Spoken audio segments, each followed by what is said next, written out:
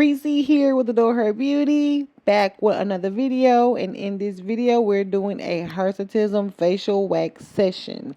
Now, this is a client. She's been with me quite a while. I've already started the cleansing and prep process.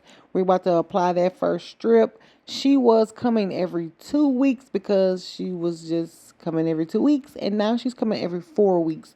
And honestly, I like the every 4 weeks better. I feel like we get better results, and you'll be able to see that in this video. So now I'm drying her skin and about to get ready to prep for that first wax strip. Here it goes.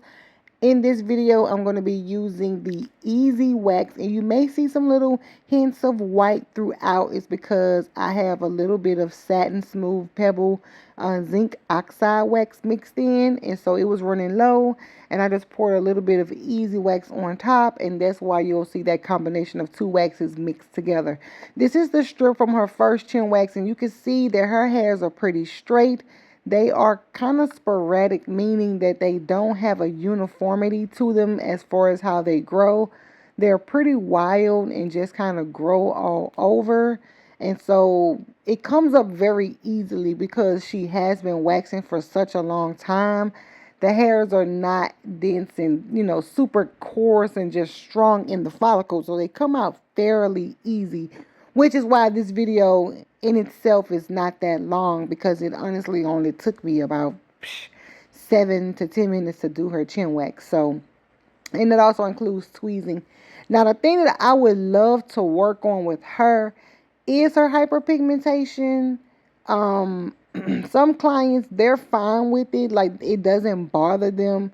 I don't know if she, how she particularly feels about her hyperpigmentation, but most times, if it does concern them, and I never want to just state the obvious, I don't want to point it out because, it's something different when you're dealing with PCOS and hirsutism, and, I don't want to be a contributing factor if she's not, happy with whatever. And I'm just making an assumption. I'm not saying that she isn't happy, but usually when clients are, particular about something, they want to change something, to correct something, they'll mention it. So she's been coming to me for more than a year, more than 2 years. So I'm thinking she would have mentioned about her hyperpigmentation. She does use the glycolic pads, or she did use the glycolic pads, but I don't really know. But I do know, like, she comes at the end of my day, like the end of the day. She's been working all day, and so she kind of just wants to get in and get out.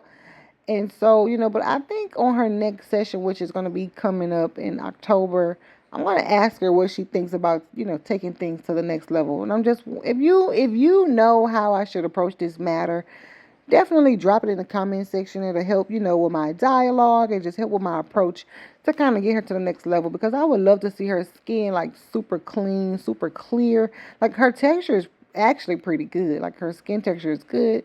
It's just, with all the hairs poking through the skin, because we're not supposed to have hair in this area.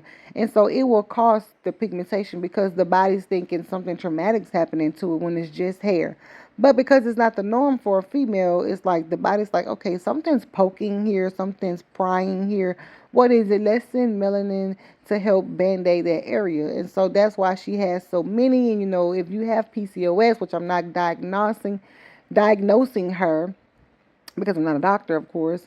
But sometimes I notice, like, with people who have PCOS, they do have a lot of spots, like a lot of post-inflammatory hyperpigmentation. So, I would love to give it a try and see if it's something that we can clear up. But I've already kind of went through the wax session already, so I'm near the end, and I was just tweezing a couple of hairs that are left behind, and I was sweeping right there to see if that was a hair that was left on the skin, or if it was actually in the follicle. And of course, it was actually in the follicle. You saw how bone straight it was. So this is her skin, and honestly, it's a lot better. Like, the pigmentation has improved drastically.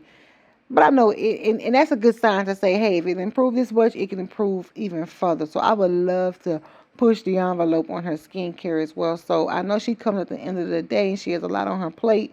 But I'm going to see if maybe she can, dedicate some weekends and let's take her skin to the next level. But definitely comment what you think about this video and about this session. I'd love to hear your thoughts. Thank you.